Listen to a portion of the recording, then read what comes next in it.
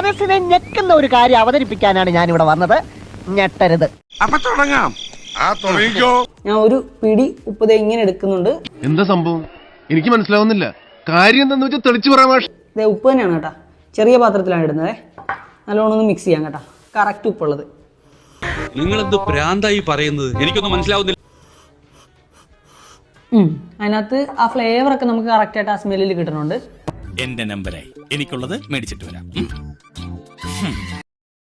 ഇനി നമുക്ക് ഇത് നോക്കാം. കുറച്ച് കയ്പ്പ് നമുക്ക് അറിയുന്ന പോലത്തെ സ്മെല്ലായിരിക്കും. നോക്കാം. അത് തന്നെ. ഈ പഴയ അലവലായത്തരൊക്കെ ഇപ്പോഴും കൂടെ കൊണ്ടു നടക്കല്ലേ? എന്ത് ചെയ്യാനാ, അതെന്റെ തൊലിയുമായിട്ട് ഇഴുകി ചേർന്ന് പോയി. ഇതെനിക്ക് വലിച്ചു കയറ്റാൻ പറ്റുന്നുണ്ട്. നാട്ടിലെ ശീലിച്ചു പോയതാണേ. ഇത് ഇച്ചിരി ഒരു പഞ്ചന്റെ സ്മെല്ല് കയറി നിൽക്കുന്ന പോലെ ഉണ്ട്. ഇതിൽ വലിയ കാര്യങ്ങളൊന്നുമില്ല, പെട്ടെന്ന് തട്ടിക്കൂട്ടിയതാ. ഇനിയിപ്പം ഞാൻ ഇത് കള്ളമല്ല പറയുന്നതെന്നുള്ളത് ഒന്ന് കാണിച്ചു തരാം, എക്സ്പെരിമെന്റ് കാണിച്ചു തരാം. കണ്ണടച്ചിട്ട് സ്മെല്ല് ചെയ്ത് നോക്കി പറയാം. നീ കൊണ്ടുവരുമ്പോൾ പറയണം കേട്ടാ.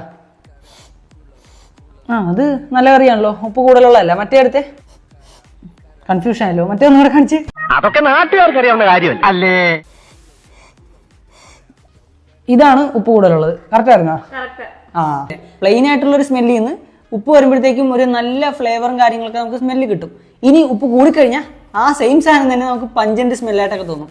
രാമദാസ മോനെ, നീ പറയുന്നത് നീ എത്ര പുളു വേണമെങ്കിലും അടിച്ചോ, പക്ഷെ കേൾക്കുന്നവർ കൂടി ദഹിക്കണം. എനിക്ക് വായി തോന്നുന്ന ഞാൻ പറയും. ഇത് പറയുമ്പോൾ പലർക്കും മനസ്സിലാവണില്ലായിരിക്കും, അല്ലെ പലർക്കും തോന്നിയൊക്കെ ഇതൊക്കെ ഫുള്ള് ഞാൻ സ്ക്രിപ്റ്റഡ് ആയിട്ട് ചെയ്തതാണെന്നുള്ളത്. നിങ്ങൾ എന്ത് വിശ്വസിച്ചാലും എനിക്ക് കുഴപ്പമൊന്നുമില്ല. അതൊന്നും എനിക്കറിയാൻ മേല. ഇങ്ങനെ എന്തെങ്കിലുമൊക്കെ പറയുമ്പോഴേ എന്റെ മനസ്സിനൊരു സന്തോഷം ഉണ്ടാവുള്ളൂ.